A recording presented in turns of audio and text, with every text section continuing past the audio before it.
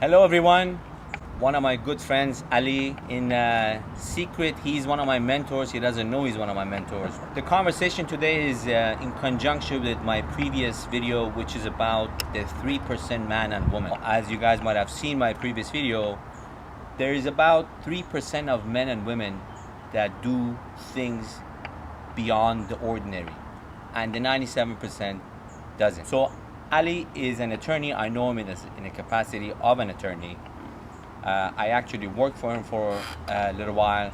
He did some work for one of our friends, and we've become friends for some time now. What I want to tap into today is to see how he thinks. When a client comes to you as a legal case, what goes through your mind? How do you assess the case? How do you take it from there? What do you do? And I know you've done some large appellate cases in different states.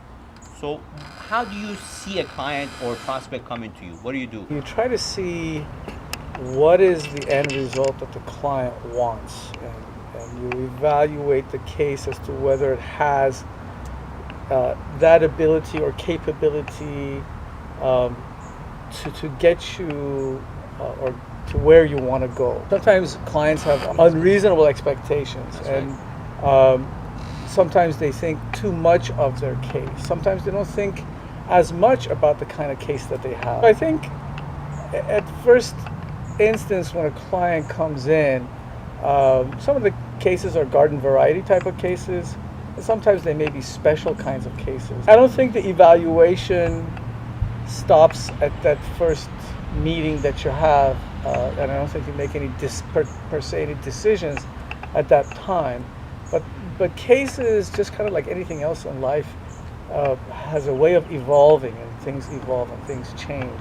So that's pretty much what goes on through my mind in the first. Since I have been to law school and I'm a lawyer, and I know maybe 100 lawyers, and I consider you one of the top 3 lawyers I know. You may not know it, but that's how I see it. So my question is, what are the top 3 things that you do that creates success or good results for your clients? You see sometimes that you go to an attorney and you can see it that basically they just do the work.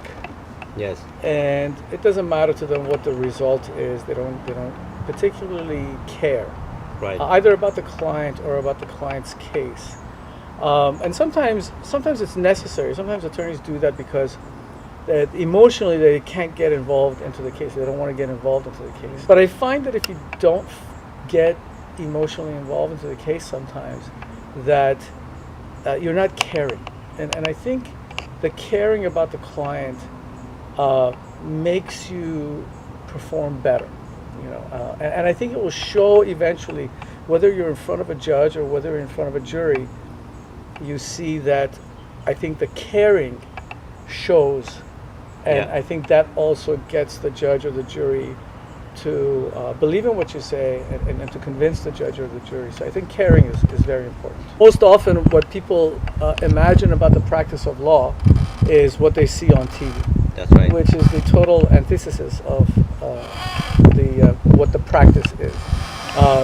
People like to see on TV either the reality ones, Judge Wapner from a long time ago, or Judge Judy, whatever. So what I meant to say about that is there's a lot of work that goes into being a lawyer, and when you go in front of the judge or you go in front of the jury, you have to be very prepared, and that takes a lot of time. And so that's right. That's very important. So the number one factor for your success is the care that you show. Not that you show, that you actually have. You actually care about the client, and that's why you perform the way you do. One interesting factor about Ali is that he doesn't talk about money. You go to him and you have a case and he just listens and really pays attention. He never talks about money because he cares so much about the case that subject never comes up. Number 2 is preparation. Beyond the ordinary. I mean, absolutely crazy way of preparing.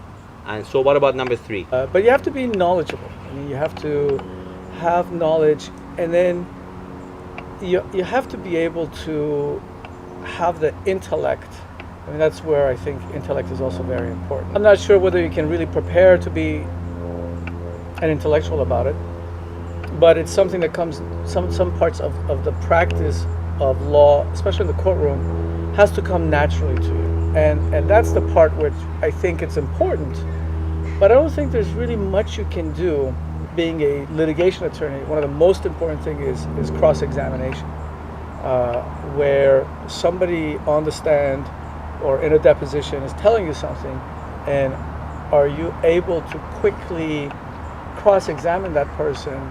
If there's a bunch of BS that he's throwing at you, are you able to cross-examine in such a clear way so that you can demonstrate to the judge that this person is lying and they're not being truthful?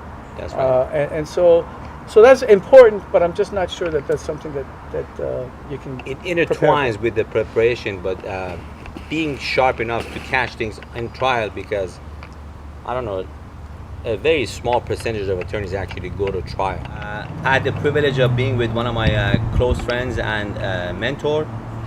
Hopefully you enjoyed this video. If you did, please subscribe, share, and like the video, and be on the lookout for our future videos. Thank you. Have a great day.